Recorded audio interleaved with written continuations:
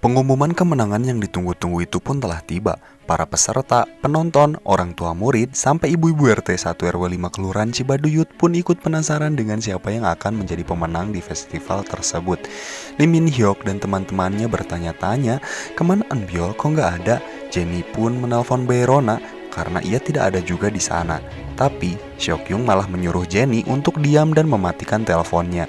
Seokhun teringat akan pertemuannya dengan Baerona, bahwa ia saat itu ingin mengajak Baerona untuk makan mie ayam besok selepas pulang sekolah. Namun Baerona beralasan sibuk dan menghindar dari Seokhun. Seojin mulai akan menyebutkan nama pemenang hadiah utamanya dan terlihat Seokhyung sangat percaya diri, seperti dia yang pasti akan menjadi pemenangnya. Di sisi lain, Seojin juga merasa tertekan atas ucapan dari Seokhyung yang mengatakan jika ia tidak memberikan hadiah utamanya pada Seokhyung, maka Seokhyung akan membocorkan rahasia Seojin. Namun, Seojin sebodoh amat dan akhirnya ia menyebut Baerona sebagai peraih trofi festival tersebut. Mendengar itu, Seokhyung merasa sangat kesal dan saat Seojin akan memberikan trofinya, tiba-tiba petugas keamanan mengatakan bahwa di luar ada seorang mayat perempuan yang tergeletak berlumuran darah. Lantas semuanya pun berbondong-bondong keluar. Sementara itu, Baerona yang sudah tergeletak tak berdaya didatangi sesosok makhluk halus Min Seol-a. Baerona meminta maaf karena telah merebut posisinya sebagai siswa di sekolah Jang-ah dan meminta Min Seol-a untuk memaafkan ibunya juga. Lalu almarhumah pun memeluknya. Yoon-hee benar-benar histeris saat melihat putrinya tergeletak berlumuran darah. Lalu Yoon Seol berusaha memberikan pertolongan pertama pada Baerona. Kang Mari menyuruh penjaga sekolah untuk mengunci semua pintu gerbang sekolah agar tidak ada yang bisa melangkah keluar sampai menemukan si pelaku. Dan tiba-tiba, alarm peringatan kebakaran berbunyi, membuat semua orang panik ketakutan dan berhamburan keluar, sehingga suasana di sana semakin kacau. Ambulan datang untuk membawa Baerona ke rumah sakit. Di sana Yoon Seol mencoba untuk menenangkan Yoon-hee. Saat berjalan di atas tangga, secara tak sengaja ia melihat kalung safir yang tergeletak dan Seojin tiba-tiba merebutnya dan memasukkannya ke dalam saku sambil mengatakan ini mungkin bisa menjadi bukti sambil buru-buru meninggalkan Kang Mari. Di sisi lain, Eunbyul yang benar-benar panik ketakutan masuk ke dalam kamar dan mengunci pintu kamarnya. Lalu ia mencoba membuka gaun itu. Tiba-tiba ada yang mengetuk pintu kamarnya sehingga membuat ia kaget dan ternyata itu adalah bibi Eunbyul yang ingin mengingatkan makan kepada Eunbyul. Namun Eunbyul tidak mau sambil marah-marah. Kemudian saat akan menggunting bajunya, ia melihat bercak darah Baerona ada di tangannya. Seketika ia pun langsung teringat akan perlakuannya terhadap Baerona. Saat tersadar, ia buru-buru masuk ke dalam ruangan kelas sambil memasukkan trofi itu ke lemari bukunya. Dan ia juga berusaha membersihkan dirinya dari darah yang menempel. Baerona mulai menggunting bajunya, merobeknya dan memasukkannya ke dalam kantung. Tak lupa ia membersihkan tangannya juga dari darah yang menempel. Sementara itu, dokter masih berusaha untuk menyelamatkan Baerona dan terlihat Yoon-hee juga yang tak kuasa melihat Baerona terbaring di rumah sakit. Di sekolah, polisi sedang melakukan investigasi mendalam terkait kasus yang menimpa Baerona. Di sana juga mereka sedang diinterogasi dan mereka memberikan keterangan masing-masing kepada polisi. Tapi tiba-tiba, Kang Mari mengatakan kalau Jennie tidak melihat Eunbyul saat di ruangan ganti pakaian. Mendengar itu, mereka menjadi curiga kepada Eunbyul. Tapi Seojin beralasan jika Eunbyul tidak enak badan jadi harus buru-buru pulang. Setelah itu, polisi menemukan sayap piala yang digunakan oleh si pelaku. Melihat itu, Seojin merasa kaget dan akhirnya sekolah ditutup untuk sementara waktu. Di rumah sakit, Baerona baru saja siuman dan Yoon-hee akhirnya bisa berbicara dengannya. Yoon-hee mengatakan kalau Baerona menjadi juara umum, namun Baerona meminta untuk memberikan trofi itu kepada Min Seol-a saja.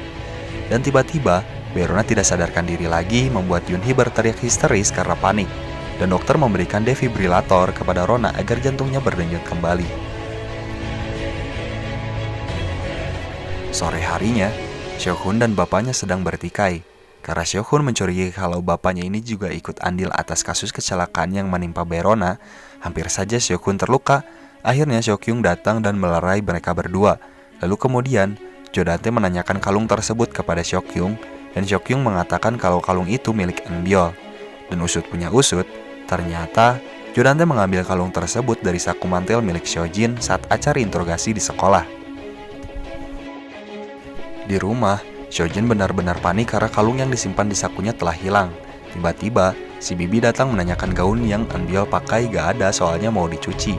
Mendengar itu, Seojin marah dan menyuruhnya untuk keluar.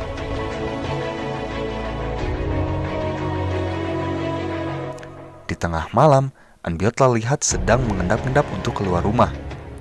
Namun tanpa ia sadari, si Bibi melihat Eunbyul. Setelah sampai, Eunbyul ingin membuang tas itu, namun ditahan oleh mamahnya.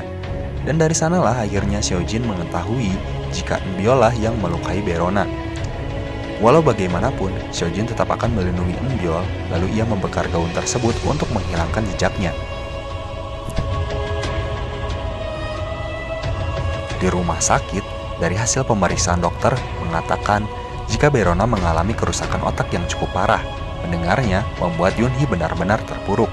Kemudian, Yoonhee juga merasa kesal karena polisi masih belum juga menemukan pelakunya, dan Yoonhee memutuskan ingin mencari pelaku kekerasan anaknya. Namun ditahan oleh Yoon Seol.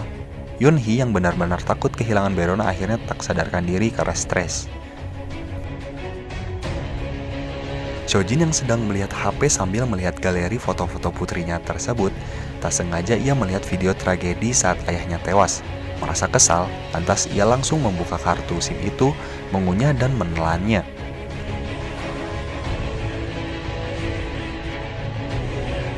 Logan Lee yang telah sampai ke Korea beri kabar olehnya jika Seojin dan Eunbyul bertingkah mencurigakan.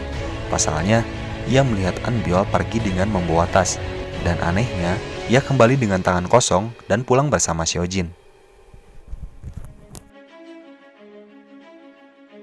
Seojin terlihat sedang memikirkan bagaimana cara mengambil trofi yang disimpan di lemari buku Eunbyul di sekolah. Tak lama, sekretaris Do datang dan mengabarkan kalau investigasi polisi tahap awal gagal. Mengetahui itu, lantas Seojin pun langsung pergi menuju ruangan tersebut. Namun sialnya, Seojin kegap sama Yoonhee dan Kang Mari.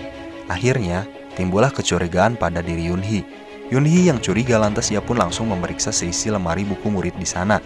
Dan Seojin benar-benar sangat panik ketakutan saat lemari buku Eunbyul dibuka oleh Yoonhee. Tapi untungnya di lemari itu tidak ada trofi. Akhirnya, ia pun merasa lega dan dari kejauhan tak sengaja ia melihat Yoon Seol. Tapi tiba-tiba, Kang Mari menemukan trofi tersebut di lemari Seokkyung, yang pada akhirnya Seokkyung tertuduh atas kasus tersebut. Tapi saat diperiksa, tidak ada bukti otentik jika Seokkyung adalah sebagai pelakunya. Karena di foto itu, Seokkyung juga ada di sana bersama teman-temannya, yang tidak ada hanya Eunbyul dan Baerona. Di sana ternyata terungkap bahwa Yoon Seol lah yang telah memindahkan trofi itu ke lemari Seokkyung. Ia tahu karena sebelumnya ia diberitahu oleh Eunbyul. Di rumah, Yoon Seol kaget karena Yoonhee sudah ada di rumah. Terlihat gelisah, Yoon Seol beralasan jika dirinya habis pulang dari kantor karena pekerjaan yang menumpuk. Lalu Yoon Seol menanyakan tentang hasil pemeriksaan polisi terhadap Seokkyung. Yoonhee menjawab jika polisi tidak mendapatkan bukti yang tertuju pada Seokkyung. Dan saat Yoonhee berkata, ada seseorang yang menjebaknya untuk itu, Yoon Seol gelisah. Dan melihat itu, timbullah kecurigaan pada diri Yoonhee jika Yoon Seol lah yang telah memindahkan trofi itu ke lemari Seokkyung. Lalu ia pamit ingin menemui Baerona, namun ternyata ia malah menemui Eunbyul dan memaksa meminta keterangan kepada Eunbyul terkait kasus kecelakaan yang menimpa Baerona. Tapi Eunbyul tidak mau mengakuinya. Tak lama Seojin datang dan memaksanya untuk keluar. Kemudian Yoonhee meminta gaun yang dikenakan Eunbyul sebagai bukti. Seojin memberikan gaun tersebut, dan saat diperiksa tidak ada bercak darah atau hal yang mencurigakan lainnya di gaun tersebut. Terlihat Yoonhee sangat kesal. Dan usut punya usut, ternyata sebelumnya Seojin sudah mengaturnya bahwasannya malam itu Seojin menemui perancang busana, minta tolong dibuatin gaun yang sama persis dengan yang difoto. Kemudian Seojin menelpon Yoon Seol dan memberitahu bahwa Yoonhee telah mencurigai Eunbyul dan meminta Yoon Seol untuk melakukan sesuatu untuk melindungi Eunbyul. Dan di dalam pemberitaan televisi diberitakan bahwa pelakunya sudah terungkap. Ia adalah seorang penjaga sekolah. Namun banyak kejanggalan karena si penjaga sekolah tersebut adalah orang yang baik. Hal itu seperti yang diungkapkan oleh Eunbyul sampai Lee Ji-ah, bahwasannya si penjaga itu selalu berbuat baik kepada Eunbyul, bahkan ia takut jika harus menyentuh burung yang mati. Seojin dan Yoon Seol bertemu. Mereka saling bekerja sama untuk melindungi Eunbyul, dan ada satu hal yang sangat Yoonhee takutkan, yaitu jika Baerona bangun, ia akan mengungkapkan semua yang telah terjadi. Hingga akhirnya, Sojin berniat untuk membunuh Baerona, namun ada sedikit penolakan darinya. Tak lama, Yoon Sol mendapat panggilan dari Yoon Hee, tapi ia malah mengabaikannya. Di kantor polisi, si penjaga sekolah sedang diinterogasi bersamaan dengan datangnya Yoon Hee. Di sana, Yoon Hee meluapkan semua kekesalannya terhadap dirinya yang tega telah berbuat hal keji terhadap anaknya. Sedih banget pas di bagian ini. Kemudian, ada seseorang misterius yang mencabut oksigen Baerona hingga akhirnya Baerona tewas dimakamkan. Di sana, Yoon Hee ingin melakukan bunuh diri dengan meminum obat-obatan. Namun, untungnya ditahan oleh Logan Lee dan mengatakan jika ia jangan melakukan hal bodoh. Kamu harus kuat dan harus bisa menemukan siapa dalang dari semua kejadian tersebut. Di rumah Jo Dante, ada seseorang perempuan yang mirip sekali dengan Soryun. Menemui Jo Dante dan mengatakan, 잘 지냈어? 오랜만이다. 주단테. dan episode 6 pun berakhir.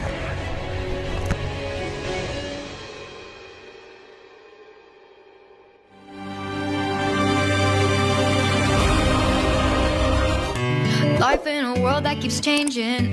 Think that it's progress you're making. Copy and paste pretty faces all the time. Pictures so perfect we play through, only cause you set up the angle. Web that you weave got us tangled, caught in what's before our eyes. Show off your fantasy reality, whoa, that's yours but